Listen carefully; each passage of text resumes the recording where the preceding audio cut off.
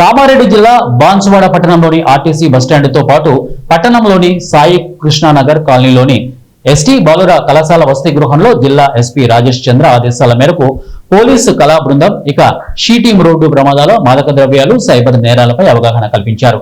ఈ సందర్భంగా పోలీసు కళా బృందం వారు పాటలు మాటల రూపంలో విద్యార్థులకు అర్థమయ్యే రీతిలో అవగాహన కల్పించారు।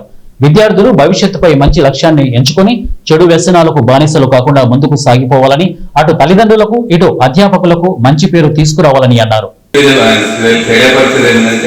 గంజాయికి అలవాటు పడకండి, అదొక వ్యసనం, బీడీ సిగరెట్ మందు టైపే మీ ఏకాగ్రతను దెబ్బతీస్తుంది। సో మేము ఒకవేళ మీ పైన కేసు కడితే మీ జీవితం నాశనం అవుతుంది।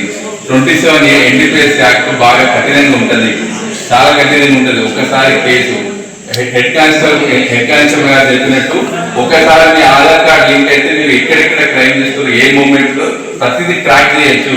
కాబట్టి మీరు ఆ జోలికి పోకండి, చదువుపైన దృష్టి పెట్టండి। మీ యొక్క వార్డన్ని మీరు ఏది జరిగినా మాకు ఇన్ఫర్మేషన్ ఉంటుంది, గుర్తుపెట్టుకోండి।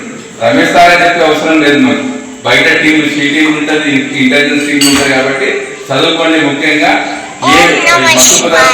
మత్తు పదార్థాలు ఏది గురువు లేని విద్య గుడ్డిగా అన్నట్టు। సో మనం ఎంత కష్టపడితే కానీ మనకి ఈ రోజుల్లో జాబ్ రావడం అసంభవం।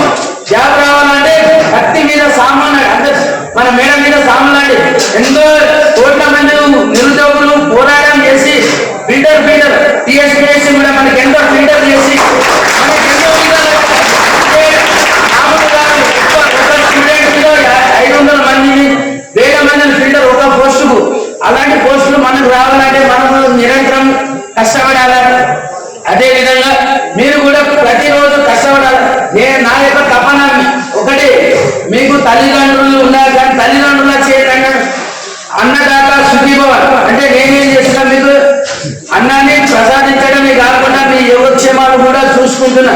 అరే నాయన ప్రతిరోజు వచ్చి ఏదడిగినా కానీ మిమ్మల్ని ఏమన్నా నా పర్సనల్ పనులు వాడుకుంటున్నాను లేదు। సో మీకేమంటున్నా బుద్ధిగా చదువుకోండి నాయన।